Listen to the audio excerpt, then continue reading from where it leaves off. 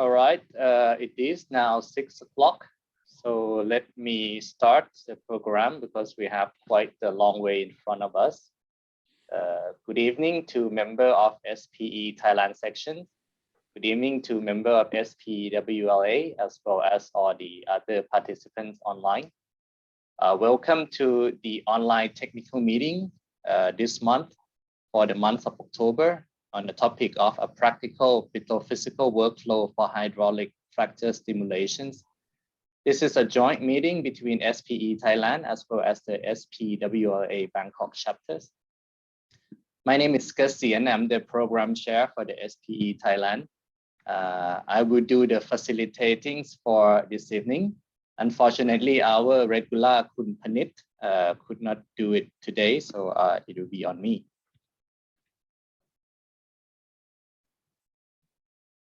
Okay, so here's what's happening tonight. We'll start with some section announcement, which I'm doing now. Then I'll pass on to Kun Andrew to also share with us the SPWLA. And we'll do quick speaker introductions, the presentation, which is the main things of this evening. And then we have some times for the Q&A. This should take us all the way to around 7:15, and that will be off we go. Okay, so for those of you who join us regularly, you should be very familiar with our mission and vision, which I will not go through, but essentially it's come down to only two things, right? The first one is basically we want to share with you the new knowledge, and we hope it's going to be beneficial for you. The second objective is basically we want people to connect. We want to create an opportunity for you to networking. However, for this second objective is unable to achieve at the moment for the obvious reasons. But I have mentioned to a few of you who just joined early that we are hoping to get back again very soon. Now for the SPWLA, they are not so much different, but mainly focused on the petrophysics, which I will let Kun Andrew tell us a little bit more about it. Please, Kun Andrew.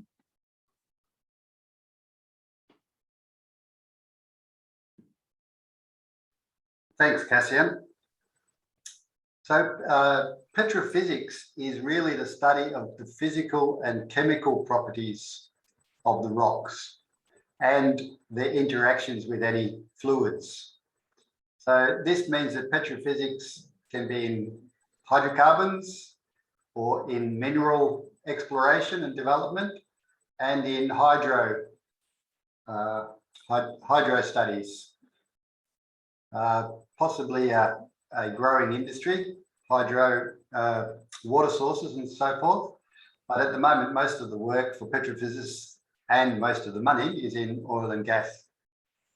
So petrophysics connects the geologists who describe the rocks and how they are and where they are with the reservoir engineers who are trying to figure out the production capabilities of the rocks. So we, as petrophysicists, sit right in the middle of developing oil and gas reserves. The SPWLA is a not-for-profit organisation, and it's basically the voice of all the petrophysicists, providing awareness throughout the industry and into the wider world. So SPWLA membership,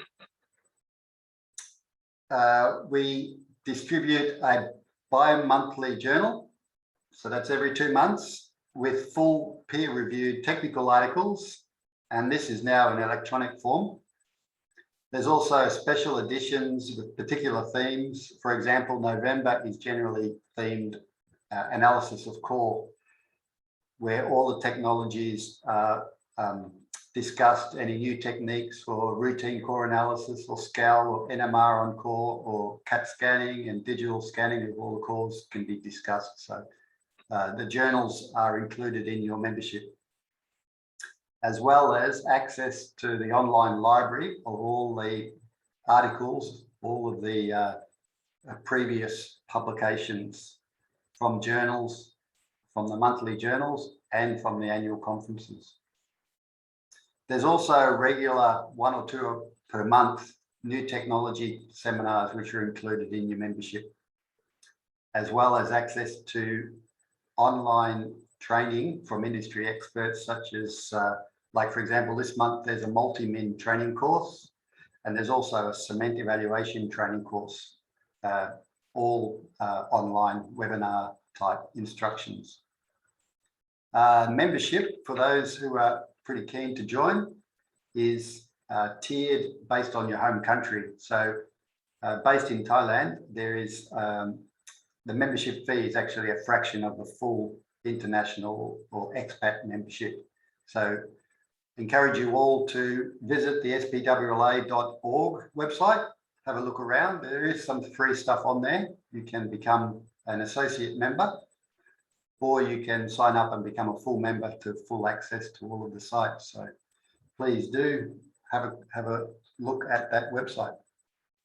Here in Bangkok, we run monthly meetings, generally the last Thursday of the month. This year, all of our sessions have been online, unfortunately.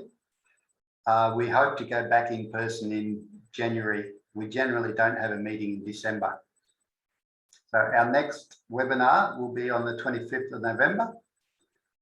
Algorithmic assisted platform location optimization using mixed integer programming for cluster development strategies in the Gulf of Thailand. Kun Pirapong will present that. He's with PTT-EP. You can check out the full details, registration details, and everything on our Facebook page. And we also have a LinkedIn page. So please do look us up, SPWLA Bangkok Chapter. And last but not least, thanks to our sponsors who've stuck with us over the last 18 months, how difficult they've been. PTT as a regular sponsor, thanks very much. Scientific Drilling, also a fantastic regular sponsor. Mubadala Petroleum, through thick and thin. Emerson, Gaia Earth Scientists, Chevron, as well as Medco Energy. So hopefully we can see you at our January meeting at the Jasmine Hotel in Asok, and hopefully online at the on our November webinar. Thanks, Cassian. Thank you very much. I thought you asked me for 2 minutes, but no, that was very, very good. A complete explanation of what SPWLA is. So come back to SPE Thailand. We have over 600 members.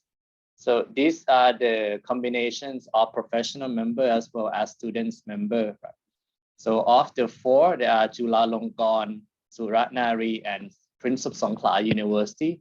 And we are pleased to welcome the new university chapter that just joined us this year, which is Chiang Mai University.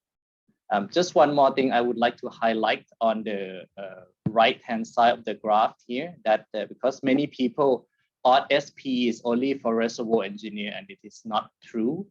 Yes, they are contributing, more than 30% of the populations, but there are many other disciplines such as drilling, management, production operations, and project, facility and constructions. And this is the reasons why we try to arrange the monthly meeting on several topics, so multiple of our disciplines member can join. So if you think this kind of meeting is interesting, please invite your colleague to join. We are welcomed.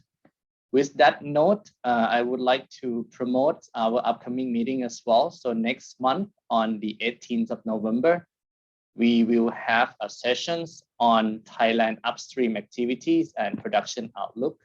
So this will be narrated to you by Rystad Energy, a very, very interesting topics, especially something about Thailand. And then in December, we actually have 2 events. The first event will be by the SPE Distinguished Lecturer. This is a session that's joined with several of other SPE sections in the Southeast Asia, and it will be moderated by the SPEDL themselves. on the topics related to the new energy transitions. Now on the 16th of December, this is on Thursday, we have a regular monthly technical meeting on the topic of geospatial monitoring capabilities and benefits for oil and gas activities. It will be done by Satellites. And please note that we are aiming to go back now to the Landmark Hotel in December. So looking forward to see the familiar faces back again, and then we can have the join. Please also note that all our SPE sections are recorded, and then you can come back and look at it, or you can share with people you think this might be interesting for you. We will share with you the website. Okay, and what I have just mentioned to you could not happen without the sponsorship. So these are the companies that help us, similar to Andrew, through thick and thin, and we are pleased to have them on board. Now, if you just join us and you would like to see your company name up here, so don't hesitate and let me know. We need your support and our society needs you. Okay, one last thing before we go for the speaker introductions, I would like to remind you that SPE Thailand, there are several ways to connect with us. First thing is you can check out our website at thaispe.org. And then we also have the Facebook page as well as the LinkedIn group. If you have your mobile phone, you can scan the 2 QR code here in front of you, and it will lead you directly to what I have just mentioned. Or you can just easily search as well in both Facebook and LinkedIn. Okay, so without further ado, let me start the introductions of our speaker for this evening.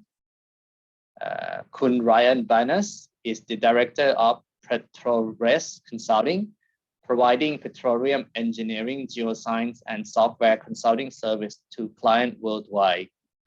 Prior to this, Ryan most recently worked as the lead reservoir stimulation engineer for Apache Corporations, overseeing and designing completions across the company's assets.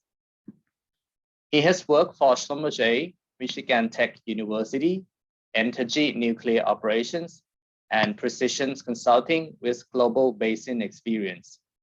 Ryan has a unique integrated skill sets of engineering and geoscience, allowing him to bridge the gaps between the two disciplines effectively. Ryan holds BSc in Electrical and Computer Engineering and MSc in Geophysics from Michigan Tech University. Now let me pass the stage to our speaker for this evening, Kun Ryan. You may start sharing the screen and fire away. All right, thank you very much, gentlemen. Let me see if I can get this. Okay. So the host disabled. Yeah, while we're waiting, let me remind you that if you have any questions throughout the sessions, you can type them in on the chat box, and we have the time to address them at the end of the meeting. So screen sharing is disabled, it says. Oh, okay, just 1 second. Let me.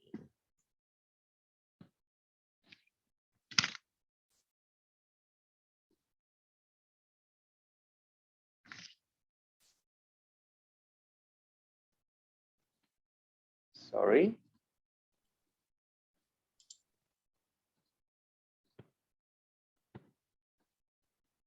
Okay, now you should be able to share. Apology for that. No problem. Let me know if you can see the slides. Right. I think the slides come up now. Just one quick thing on the chat. If you would like to ask in person as well, then you can just type in the chat that you would like to ask in person, because we have quite several people joining us online. So I just want to make sure that we have things in order. And that's all from my side. Kun Ryan, please go ahead. Okay, thank you. So the talk tonight, as was mentioned, is sort of an integrated approach here to fracture simulation. I think a lot of people are familiar with these models. There's different pieces of software out there that have been provided by vendors and private companies like StimPlan, Gopher, ResFrac, etc. But a lot of people don't necessarily talk about the inputs that go into the simulation. So that's what this is going to cover. It is a mix of engineering and geoscience, which I think is appropriate for this joint meeting. And let's get started here. So I think if I can make me put this thing over here or something. So we know that the simulations rely on inputs. The inputs that we have from the subsurface that are the best resolution measurements we have of the reservoir are often from wireline logs or some other form of logging. So these logs need to be manipulated, conditioned, calculations have to be made using them, and then inputs are brought into a simulation package and the simulations are run. And there's many different ways to generate these input curves and to edit the logs and do all these things, right? Each software package may have a different workflow and tools available. Different companies and different individuals have different methodologies or workflows that they apply. But ultimately what we need to do is get inputs in the form of elastic rock properties, stresses, geomechanical model of some sort for the simulator to run on, which is based off of the elastic rock properties. There's other inputs such as fluid loss coefficients and things like pore pressure and pore elasticity that are also important. Specialty type of things that some petrophysicists or rock physicists are familiar with. A point to make here is it's difficult enough most of the time just to compare simulation results between different software platforms. In other words, looking at a model run in Gopher versus one in StimPlan or Elfin. What we need to do is take some of the uncertainty away from the inputs that are put into the simulators. So I'll talk first about a general workflow to condition well logs, how to get everything set up properly and bring it into the package. Some points on highlighting differences between different methods used, and a critical look at shear sonic data, because that's a big input that a lot of people don't necessarily pay attention to at the right level. And then there's an example data set that we pulled and ran some simulations just to show you what can happen as a what if scenario. So this is a technical talk. I'm going to get into a lot of technical things. And I know that some people that are on the call here may not have that in-depth detail of knowledge, but I'll try to describe this and keep you engaged the best that I can. So when you bring logs into a petrophysics package, there's a number of different things that the petrophysicist has to do to those logs to get them ready. You just can't use raw data. And so this workflow aims to provide a method to systematically go through the process of taking that raw data and turning it into something that's a little bit more polished. So depth shifting, editing, and normalizing data has to be done first to prepare it. Once it's been prepared, then we can do computations like calculating elastic rock properties, things like moduli, computing stresses, calibrating stress models, and then computing these other things that I spoke about earlier, such as fluid loss coefficients, which I kind of lump into a specialty computation group. So the subject well that was pulled from a public data set is from the Permian Basin of West Texas. If you're not familiar with it and its location, I provided a map here in this region right here to show you where about in Texas. This particular well is from the Midland Basin side, not the Delaware Basin.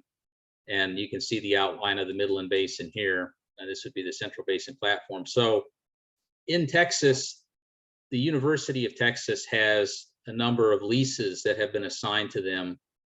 They're called university lands. The data that is collected in these well bores is made public online for use. So I was able to go in there and pull fairly modern quad combo logging data set with dipole shear sonic, which is necessary or required to calculate the inputs that we need for fracture simulation.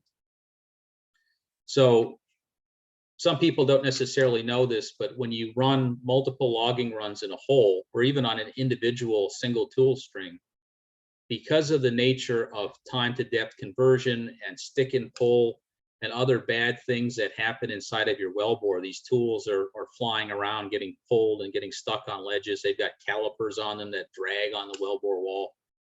There's no guarantee that your individual measurements are on depth with each other. So my sonic may not be on depth with my gamma ray or my bulk density. But when we go to compute things like elastic rock properties, which are a function of compressional sonic DTC and bulk density, we need those measurements to align properly in depth. And this example shows some tracks here where you can see, you know, gamma ray and bulk density have a good correlation. Neutron as well. But then when we get to sonic, we can see there's a depth misalignment that's happening here. And it's something that we can correct. But if we didn't look at it and we just took raw data from a last file and dropped it into Gopher, for example, and started to do our analysis, we would miss this information, and then it would impact the results of what we're trying to do. One thing that we have to worry about as well is the condition of the well log data itself.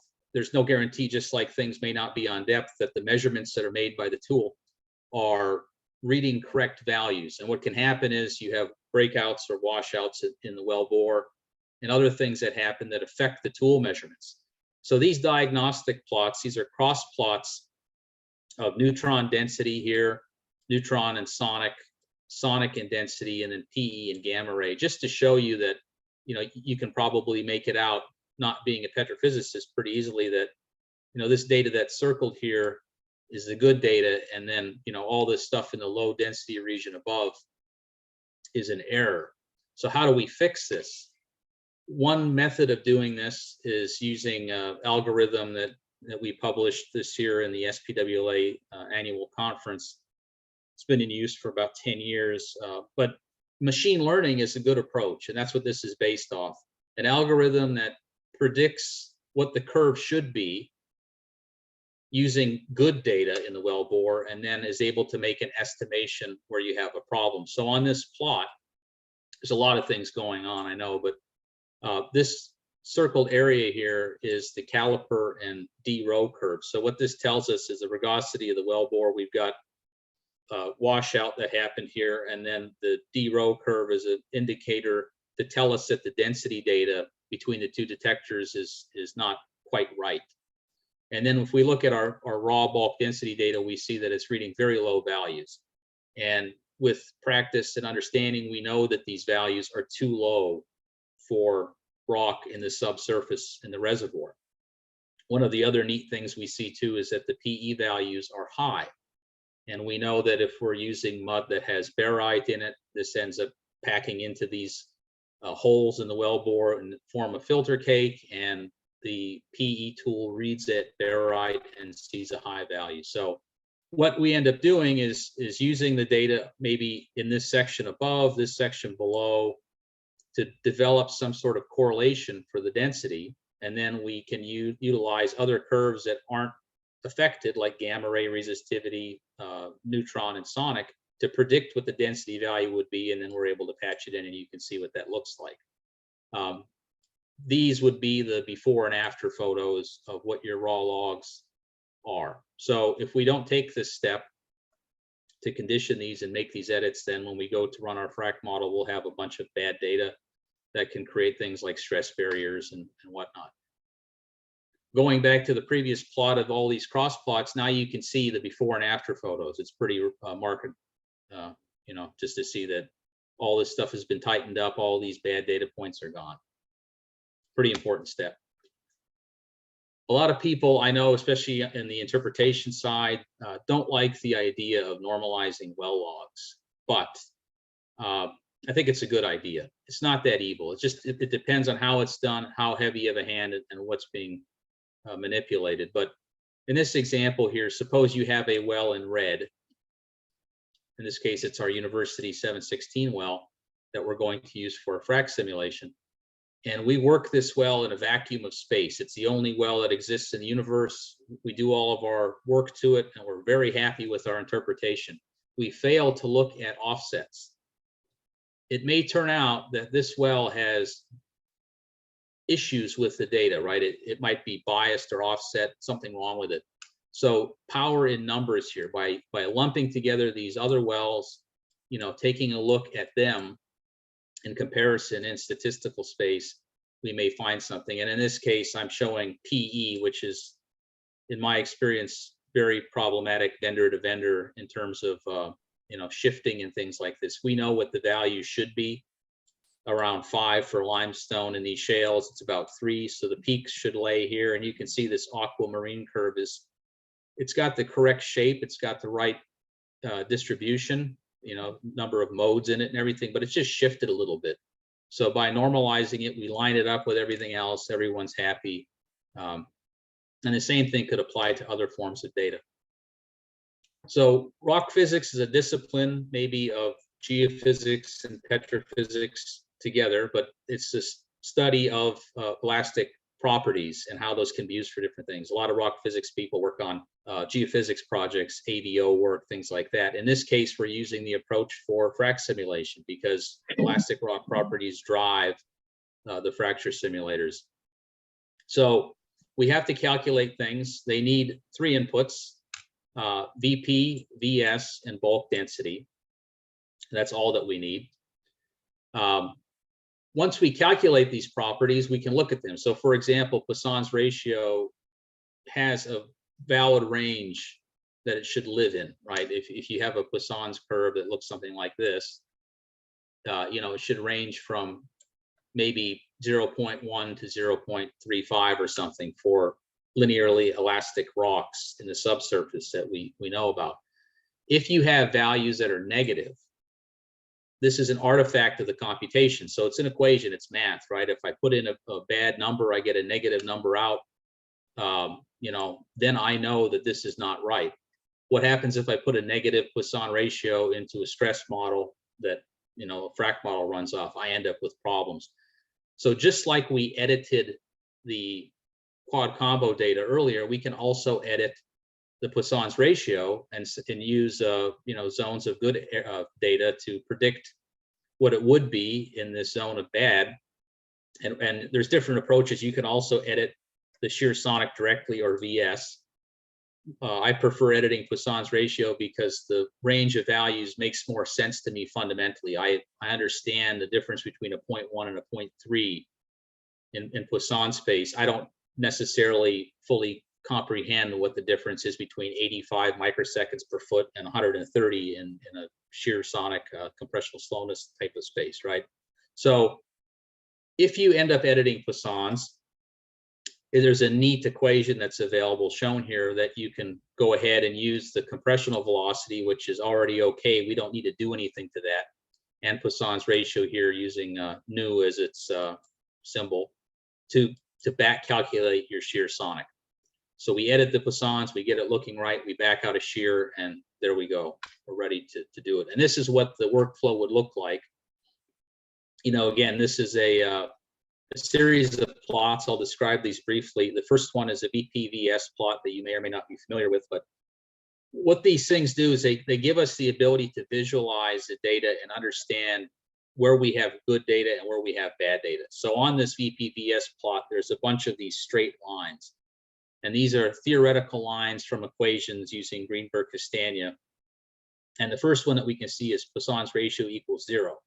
So anything that's to the northwest of that line is funky, right? There's something wrong with it. So this data, I have a problem with it. It shouldn't be there. And likewise, some of the stuff down here. The second plot is Poisson's ratio on the y-axis, which ranges from 0 to 0.5. And then acoustic impedance, P impedance, on the x-axis. And this is a neat plot as well because it captures all 3 of your inputs that are necessary for elastic rock properties. It's got bulk density, compressional sonic on your x-axis, and then VP and VS on the y-axis. And again, you know, if we look at where we think the data is good, we end up with a region like this. And we can tell this stuff here and this stuff down here, and there's even some more maybe below the 0 line in the negative space, that these readings are out of range. There's something wrong here. And you know, dipole data, if you haven't worked with it a lot, it's processed. It's not something that, you know, a tool is making a physical measurement like a thermometer, right? You point it at somebody's forehead, it tells you a temperature. There's some basic physics that go on, but the sensor on the thermometer is making a direct measurement, more or less. For shear sonic, you've got all kinds of things that need to be worked out by a technician in post-processing. You know, that it very rarely comes off a truck in good shape. And even the post-process shear sonic often isn't good. So it needs to be edited. I mean, there's really no way to defend these sort of values. And then this plot on the bottom just shows us another example of, you know, using machine learning of some sort or regressors to fill in the blanks, right? We've got some bad data right here, for example, and we've predicted what it should be, and we're able to make those splices and patch that and fix it up. So another problem that occurs as an engineer or petrophysicist, somebody may come to you and say, I want you to build me a model. I need to have a model in this area. It's the important area that we're developing, but there is no shear sonic. So what do I do, right? Software packages have buttons in them that you can click to make sonic data. And I just want to make the point that there's a lot that goes into this, and clicking a button, even though it's easy, may not be the right thing to do. You need to check the results. So from the petrophysics and rock physics end, there are these things called empirical compositional models, right? They mix minerals. So what they do is they say, you know, quartz has got a certain velocity, limestone's got a certain velocity. Now I take my mineral volume and I you know, mix it together, and I get a composite velocity based off of the mineralogy volumes. And all three of these things kind of fall into that category. You've got a well-known formulation from Greenberg and Castagna that was developed, I believe, in the Gulf of Mexico, right, for those sort of sediments. There's Kreef, and then there's, you know, the gopher way of doing it with Barré, which is similar to Greenberg Castagna in that he has utilized correlations with mineralogy to get velocities, both VP and VS. A more sophisticated maybe approach, effective medium models, cracked models, things like Shu and White or Custer-Toxos, if you want to go down that road. And then there's regressors, right? There's all these things now that are made available to us that petrophysicists have been using for a long time, like neural networks and multiple linear regression. But now even more fancy things like these decision trees and whatnot. So what I've done here, this is a lot to take in, I understand. There's a color coding here on the right where I've kept this consistent through the presentation. The raw recorded data in this well is in black, and it's in the background in most examples. The red curve here is a decision tree model. It's a light gradient boosted machine from Microsoft's ML.NET platform, but it's just the decision tree, sort of random forest, whatever you want to call it. GC is Greenberg Castagna, Barré is in pink, and the Kreef model is orange.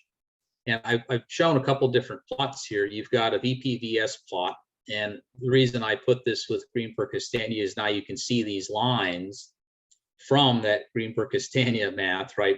It's fitting the synthetic model perfectly because that's how these things were derived.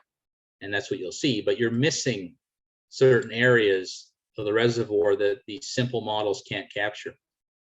In acoustic impedance versus Poisson's ratio space, these other three plots, you can see the shape of that data cloud, I think much more clearly down here in the lower left plot in black. And that's, you know, what you're trying to match essentially. If you want to call this a holistic sort of shape matching exercise, that's what it is. And you can notice that the shape, the overall trend of these synthetic shear that have come out of Greenberg Castagna and Barré, you know, aren't even close. They're missing a lot. They get the limestones good. You know, they get some of those intermediate rocks good, but they miss the shale and some of the clean sands and silts pretty poorly. This lower left plot down here, this is the machine learning algorithm that was used. So it does a pretty decent job. Where it misses a bit is in the dynamic range of Poissons on the y-axis, right? It has the overall trend. It just needs to be blown up a little bit this way, and it would be good. Creef, because you know, you can tweak these models a little bit more than the other ones, you can match that dynamic range pretty well. I think it does a decent job there. However, we'll talk about the implications of that here in this slide. So what do we really think? Is it sufficient enough just to use a couple of diagnostic plots and say, you know, this is my best fit, I've got an R² value or whatever, I'm going to go with it? And you know, there's a lot of hair on this. So the first thing I wanted to note is that when you look at these things actually overlain, and that's what I've got here on these log tracks. So again, the colors are the same. You've got the red curve, and sorry about this, this is maybe a bit confusing. The red curve in the back is the raw data that was actually captured in the well that we analyzed. And all the rest of the black curves overlain on top of these are synthetics. So the first track, which has the red box, is our machine learning model. You can see that it tracks pretty well, but again, it misses some of that dynamic range. It doesn't swing as much as it should. These other two, you can see some areas, for example, in the limes, where they match quite nicely. But then in other areas, they, you know, especially down here in the shales, they're missing horribly. And, you know, depending on where you're at in the world, some people might say, well, I don't care about shales, so that doesn't bother me. But, you know, we're drilling and fracking horizontal wells in these intervals. This is where we're landing, right? So it's important that we get that right and have a model that's able to predict that. And then Creef, you know, you can see how, because we've been able to manipulate all the inputs, basically knob the thing really hard all over the place to get it to match, but it's noisy. And that's why I don't like this approach, because consistency is important here, that every time you go to run these models, you don't have 1,000 knobs and dials to deal with. And that's what makes the machine learning algorithms very attractive, is that you can build a single model. You're using the same approach, the same math, and you can deploy it very easily across many wells and get consistent results. And if it is a problem, you know, in histogram space that maybe I can't quite capture the dynamic range of that, I can normalize it and I can tweak it a little bit more so that it matches my my original recorded data, and then I can sort of capture what I did and apply that to other wells as I move forward. So I guess if you take nothing away from the slide other than one point, it would be that you know, be consistent with your approach. So frac models require a lot of things. They're needy, right? It's not just those elastic rock properties that we need. We also need fluid loss coefficients. There's different ways to do this inside of petrophysics. You know, it's best to have a completions or reservoir engineer sit down with you and kind of work this together. You can rescale porosity and permeability curves for slick water systems, which basically kind of follows that whole Carter leak-off principle. And then for cross-link gel systems, things get a little bit more complicated. You have spurt loss and filter cake buildup, and you know, the gel filter cake is going to control leak-off at some point. So, you know, you have to collect data from different consortia or public data sets, or collect it in the laboratory yourself to figure out what these values need to be. But you can build correlations for these. And then at some point as well, when you get into very large pore throats and high permeability, the filter cake isn't going to work that well anymore. So you kind of end up with a trend that looks like this, where most of the rocks that you work with live in this range here, where you have your correlation, and this is sort of the low perm stuff, and that's the high perm stuff. But this point here is important. A lot of people, when they build fracture simulations, they just use the Young's modulus that's calculated using bulk density and VP and VS. And this is an important thing to discern here, is that there is something called a dynamic and a static value for moduli. And the dynamic means that it's come from the well logs, which are measured at kilohertz ranges, or from perhaps a laboratory measurement in the megahertz range using transducers. Static means that it's been measured at 0 hertz. So it's been measured in a press. We actually take a physical rock sample, stick it into a press, apply axial load to it, and then see what happens. And it turns out that these things are quite different sometimes. So you have to look at the dynamic data because that's what's coming from your well logs. And you have to derive some sort of correlation to the static to be able to transform it. And you can calibrate it to your core data. You can go to public papers, SPE papers, whatever, to find that for the particular reservoir that you work in. And also, these measurements can be directional. So if you take a rock sample from a core, axial with the core direction, or with bedding, right, be perpendicular to bedding, it's going to have a different value than if you were to cut the core sample parallel to bedding. And so when we run a fracture simulator, when you're opening the crack of the fracture, you're pressing on, you know, the walls of rock, if you will. If you think of a fracture like this, opening in the subsurface, and this is your well bore, it's seeing the horizontal, perpendicular sort of moduli. It's not seeing the other one. So this is what we need to transform to when we do this. A lot of people get hung up on poroelasticity, especially in shales. What this is the ratio basically of how much the fluid in the pore system supports the rock mechanically and how much the rock minerals or grains support the rock mechanically. So in the case where you have very large pores in an unconsolidated sediment or something like that, you'd have a BO coefficient equal to 1. In a extremely vuggy, you know, isolated porosity, small pores type of carbonate or something, you'd have one much lower.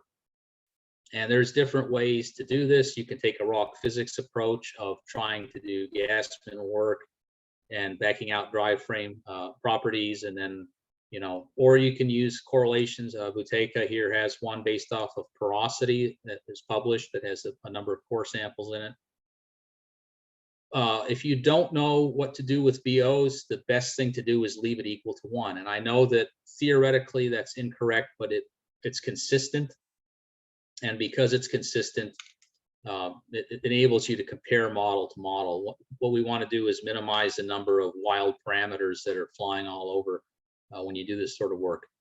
Obviously, pore pressure is an input to the stress equations. It's important.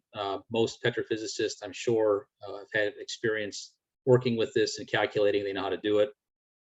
And proppant, embedment, and these other toughness, things like that go into the simulator.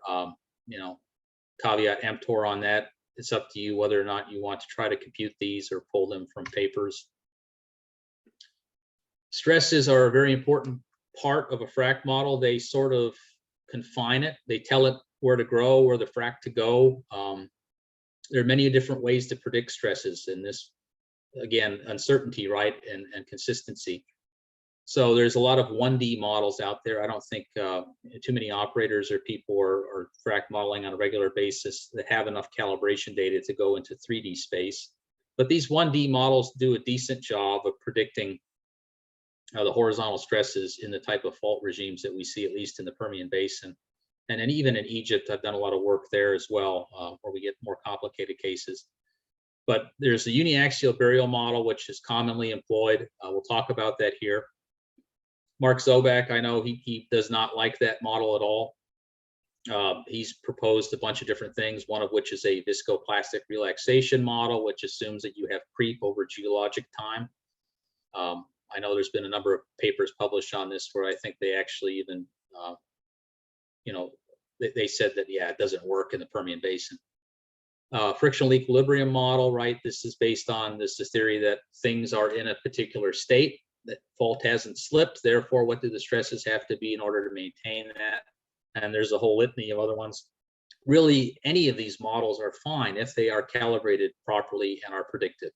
So that means you need calibration data for stresses. And these things, to make the point, this is a stress that's measured in situ.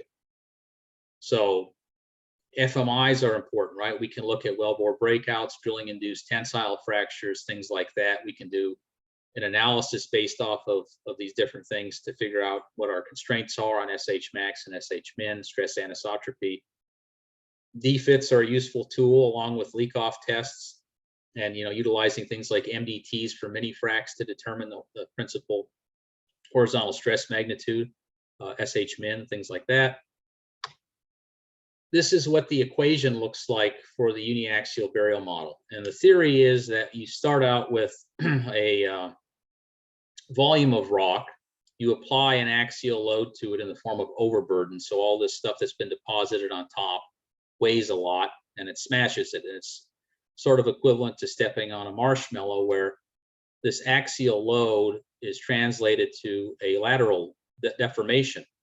So this thing wants to move out laterally. It wants to go this way and it wants to go that way as you reduce the volume axially. However, it can't. It's not allowed to, because there's rock here and here.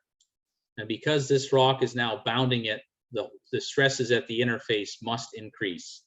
And that's where you get the horizontal SH min from, using this equation. The parameters in the equation, new here is Poisson's ratio. This is the overburden. This is your BO coefficient, pore pressure.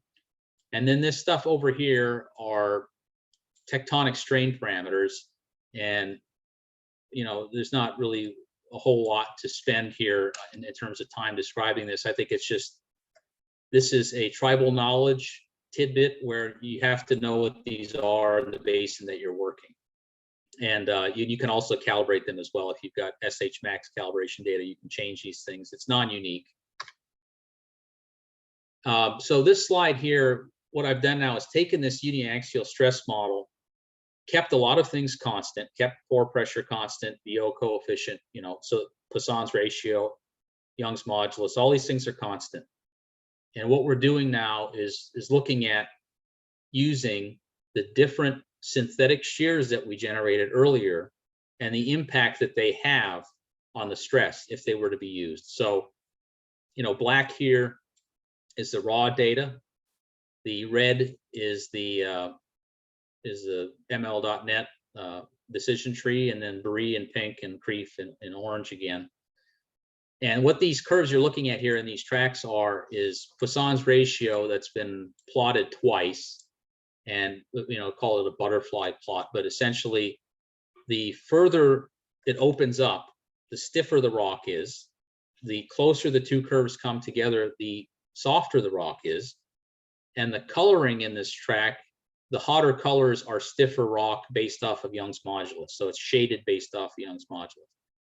And you can see the differences here very visually, I think, with these sort of displays, where the real data that we have in this track, depicts a sort of stiff rock in this lower Sprayberry shale interval. Yet some of the models show, this sort of caving in, where you have an increasing Poisson's value, which is going to correspond to an increasing stress. So, do we believe this? Do we care about it? Are we landing wells here? Well, that's what we're trying to do. In this track number 11, are all the different stress curves that were calculated. So there's no need to go into detail here, but you can see how much these things vary by all these noisy bits, right? What I've done in the next track is taken two of these models that we want to look at, being the measured data and then, Bob Barre's method. And I've highlighted the differences between the two in yellow in this interval in the lower Sprayberry shale where we plan to run our frac model.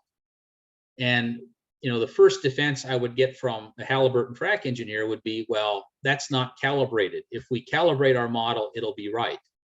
So what I've done is produced a synthetic DFIT stress in line with the gradient in this area and plotted that here in a red point. And so if you shift both of these curves together to match that calibration stress, and then I've even run an averaging filter over them a little bit to smooth them out and get rid of some of these spikes because it's a bit noisy.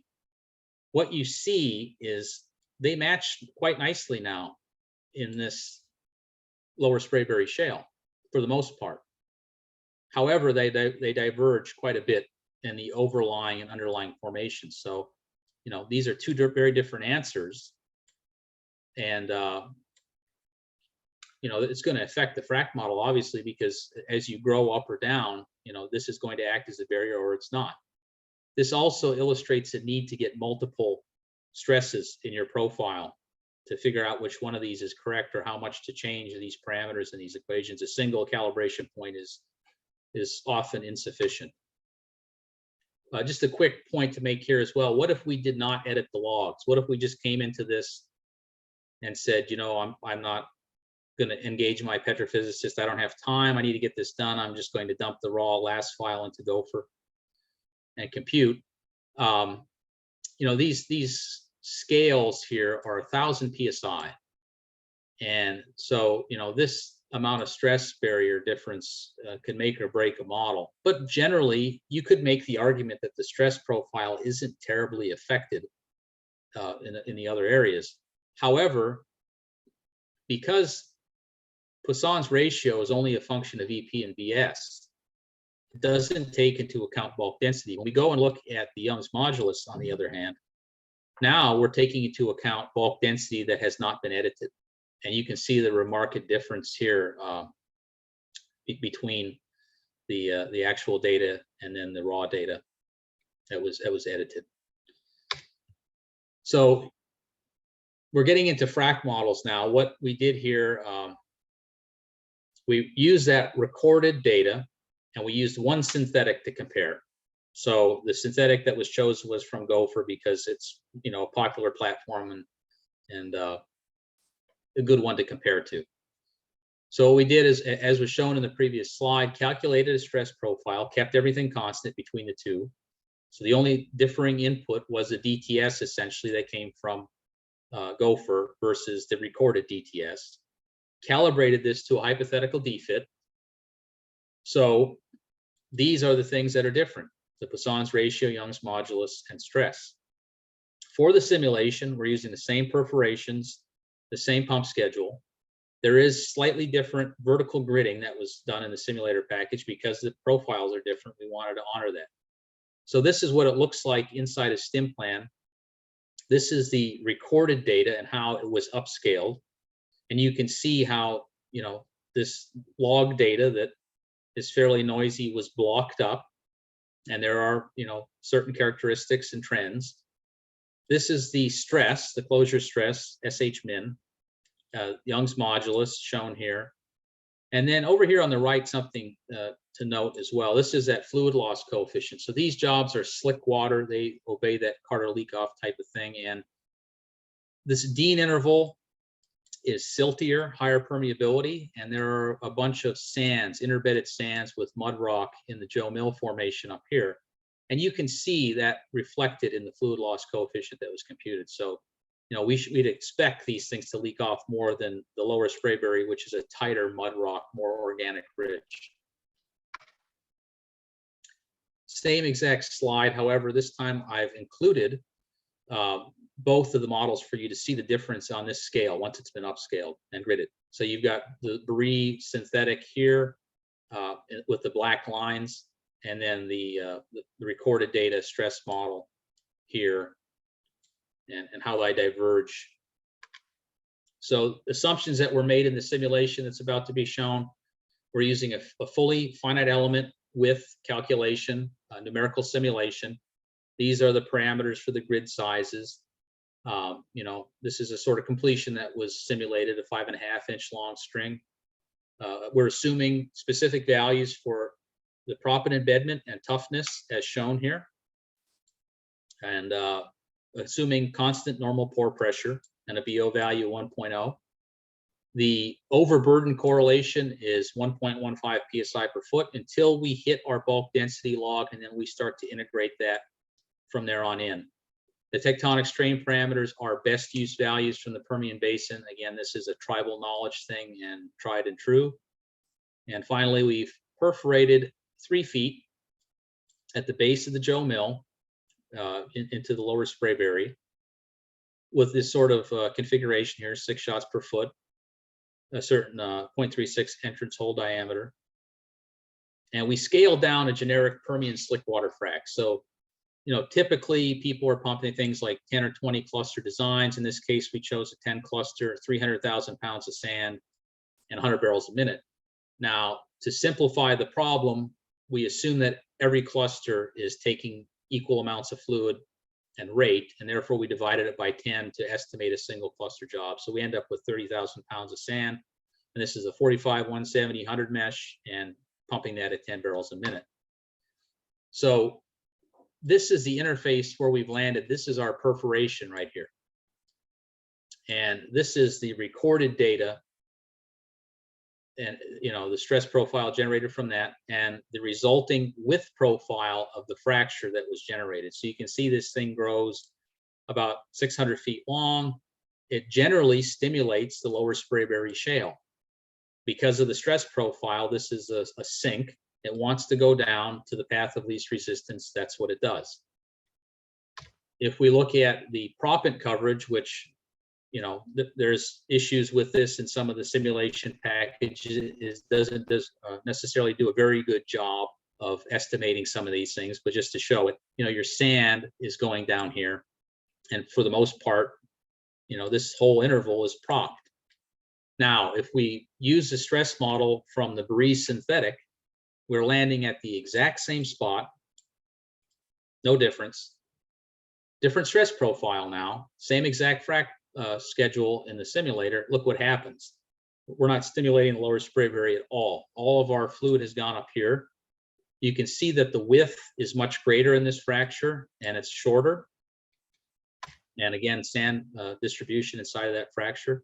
This shows us basically that we've stimulated the Joe Mill and not the Lower Spraberry shale. So some people may say, well, we need to go to a multi-cluster stress shadowing model. We didn't go there here. When you start to introduce the mathematics for stress shadowing and intercluster dependence, it creates higher net pressures, and higher net pressures mean you're going to break even more out of zone. So it's only going to make things more complicated, and the differences between the stress models more pronounced. One should expect different results from the different simulation packages because the math and the fundamental ways that the simulations are run are different. So it's not apples to apples. However, with that being said, any model needs to be calibrated. So there's all these different things that you can use to help you with that. You've got oil fingerprinting, to look at the height of the stimulated area where you think you have contribution from production. There's microseismic data, right? We've got fiber optics that we can instrument wells with to look at frac hits and growth and even calibrate things like toughness to look at the amount of time it takes for the frac to grow over to an offset and hit it. Cluster efficiency, all sorts of things can come from fiber. Image logs are important for helping calibrate stress. You've got seal wellbore pressure monitoring, other things that can also be used for fracture diagnostics. Frac hit data from pressure as well, and volumes. And then obviously there's a bunch of more esoteric things like electromagnetics, crosswell tomography, and so forth and so on. But if I were to give you a display like this where I've now made a synthetic distribution of oil fingerprinting and microseismic data, where I'm saying, this is the relative number of high magnitude events that I have that I've located in depth and plotted against my logs. And this is where my oil fingerprinting is telling me that my production is coming from. Which frac model seems more appropriate, right? Like if we were to calibrate this, I may have a harder time saying, well, I don't think I've really totally stimulated this Joe Mill zone. It seems like a lot of my oil is coming from here. So therefore this model is a better answer for me. But this is a process of integration. Running anything inside of a vacuum without the input from different discipline engineers, geoscientists, and putting this together is often a bad idea. It's in your best interest to make these sort of plots, and if it doesn't agree, try to understand what went wrong or how to change your model within reason to get it to agree. And again, just a note on predictability and consistency, it's important moving forward. because the implications on this as well in a Permian Basin shale development scenario, you know, you've got all these different landing zones and inventory that you're trying to put into the ground to stimulate. So, you know, this could make the difference between having a landing zone here in the Joe Mill and having a landing zone in the Lower Sprayberry, you know, so forth and so on. I may decide that I can eliminate this thing down here if I believe this model. If I believe this model, I don't, you know, I've got problems. What am I going to do with my development now? You know, I've got to put an extra couple wells somewhere. So to conclude here, regardless of the methodology or workflow, it's important to make sure that these input parameters that go into the frac models are conditioned appropriately. And just to make that point again, I think that machine learning stuff does a pretty spiffy job. Well-crafted inputs should be better at prediction, right? Anybody can force a model calibration. You could take a terrible model and force it, but in doing so, you're not honoring the physical measurements that were made in that raw data. So, you know, it's better to honor that first principle stuff and be more predictive. And finally, be good to your well logs, right? Love your well logs. They should be loved. You know, depth shift them, edit them, normalize them. Use offset well data to help constrain your answers. Don't work on a single well basis when you do interpretations. You know, critically evaluate any sort of synthesized data that comes out of these frac software programs. Don't assume that what they make is valid, because it's not. I guarantee you that Halliburton and some of these other companies have not consulted with a rock physicist or a petrophysicist when they put these things together, right? It was a very quick and dirty just to get an input that they needed to run their frac model, and maybe they didn't think about what the implications were. So with that, I will end. I'm a little bit over time. Thank you all for your attention. And you're probably sick of hearing my voice now, so I'll be quiet for a bit. Okay, thank you very much. Is there any questions? Okay, we have one on the line from Tangmo. Tangmo, would you like to ask yourself, or you want me to read out the questions for you?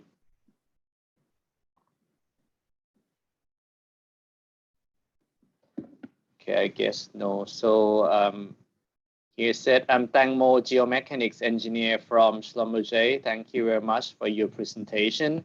Yes, log quality control and data conditionings are very important steps for geomechanics model, especially mechanical earth model. And I have few questions. So first one, how can we calibrate the maximum horizontal stress?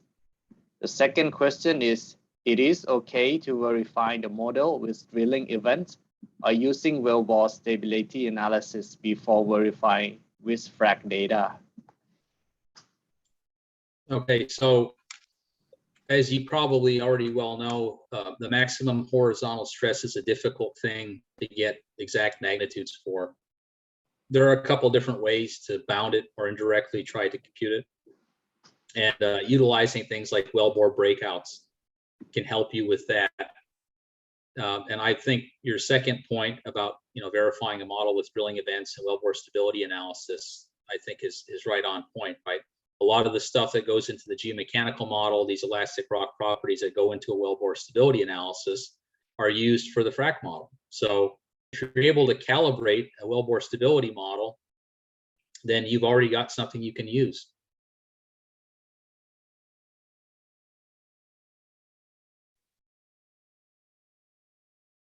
Okay. Is there any other questions? You may go ahead and ask in person as well, because we don't have any more questions on the chat. I have a question, if I may, Andrew Cox. Please go ahead. You didn't talk about horizontal log measurements versus vertical measurements. Most logging tools are designed and assumed to be, you know, vertical wells, vertical resolution, you know, in vertical wells.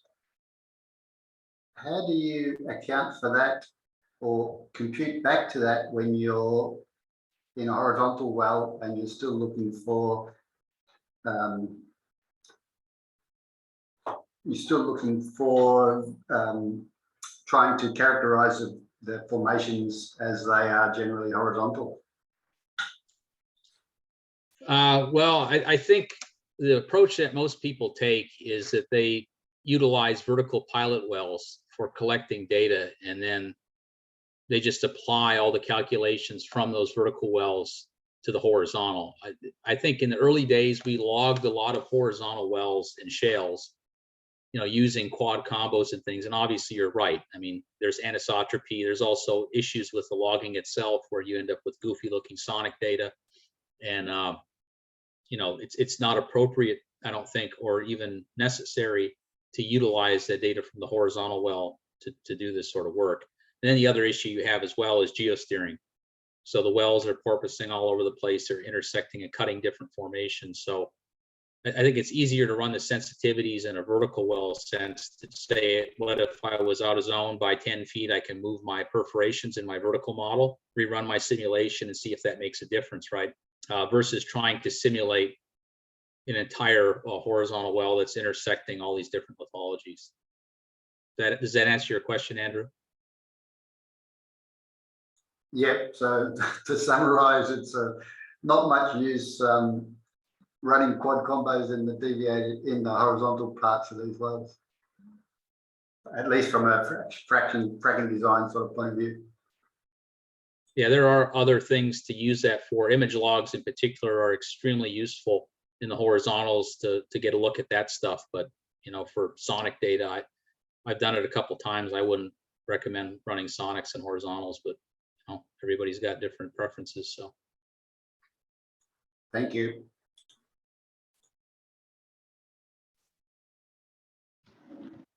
Okay, we have another questions from Eric.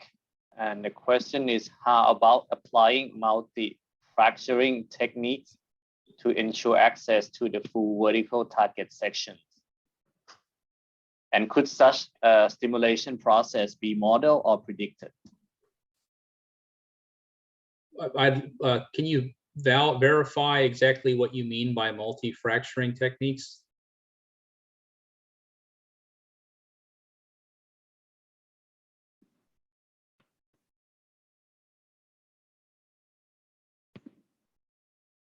Like multiple stages, or are we talking multiple clusters or simul fracs or zipper fracs? What, I'm not, successive stages?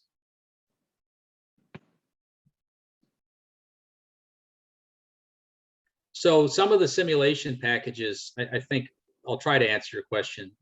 If you're talking about vertical well development, where you're going to use some sort of completion where you come in, frac a zone, set a plug, drop a ball, pump some ping pong balls down the well, whatever, and you're going to come up and then do another zone and then come up and do another zone.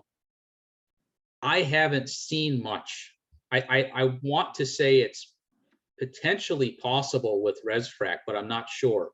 But I do know that, you know, stim plans and the Gophers and the Frac Pros and MFracs cannot deal with that situation. And the reason being, the previous model no longer exists, right? You can't easily simulate the interaction between the two fractures, one intersecting another one, potentially reopening it. So there's ways that you can sort of approximate that. One is that you can adjust your stress profile to say, you know, I had a previous frac in the zone below me. If it's pressured up, maybe my pore pressure is high, right? My stresses are higher, therefore my stress profile is going to be higher than it was before, and it's going to push my frac away from that previous frac below me, right? And likewise, you could also say, if I had production from a previous stage or something, I'm going to have lower pore pressure, and if I get into that thing, it's going to be a sink, and I'm probably going to leak off a lot of my frac fluid into it and re-stimulate the lower zone. But both in the horizontal sense, I don't know how far Mark McClure has made it with the code that he's got, but I do know that we were looking at frac tips interacting with each other and some of the math behind that. When, you know, if you're talking about two horizontal wells and the fracs are growing towards each other, right? They kind of do this thing and then they kind of curve towards one another.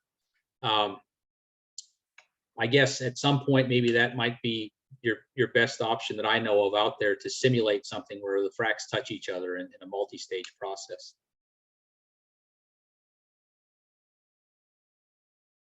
I hope that answers your question. If not, please let me know.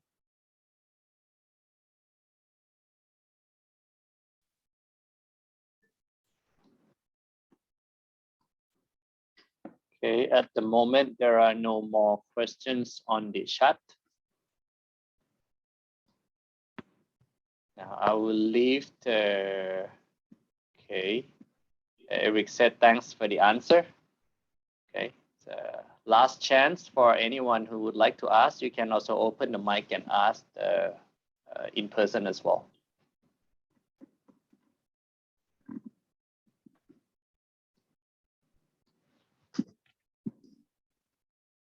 All right, I guess that's all the questions we have on the line. Thank you very much, Ryan. I think it's very, very interesting and it's very comprehensive, the one that you mentioned.